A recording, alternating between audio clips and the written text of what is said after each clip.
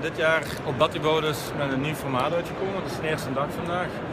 En dat is onze N70. N70 zegt eigenlijk veel over het verhaal. De steen is in plaats van 10 of 9 centimeter breed, maar 7 centimeter breed. En waarom doen we dat? Om tegenwoordig, het isolatieverhaal wordt alsmaar belangrijker en belangrijker. En met die N70, doordat die 7 centimeter breed is, kunnen we 3 centimeter meer isolatie in de spouwmuur steken. Dus na de nieuwe energiemaatregelen is dat zeer, zeer belangrijk. Ook hebben we die steen dan in plaats van 21 of 19 lang, 24 lang gemaakt. Waardoor je een horizontaal lijneffect kunt creëren. Wat in de huidige architectuur natuurlijk zeer veel gevraagd wordt.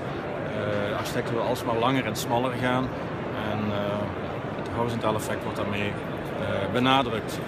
Dan het volgende wat men daar kan mee doen is het verlijmen of het traditioneel metselen. Als men dat dan gaat verlijmen wordt dat nog meer benadrukt en krijgt men nog een veel moderner uitzicht van uw gevelmetselwerk. Hier ziet men dan uiteindelijk hoe ziet die N70 uit in vergelijking met de gewone traditionele steen. Men ziet dan ook dat men meer isolatie in de spouwmuur kan steken dan voorheen. Dat hij 7 centimeter breed is in plaats van 10 centimeter.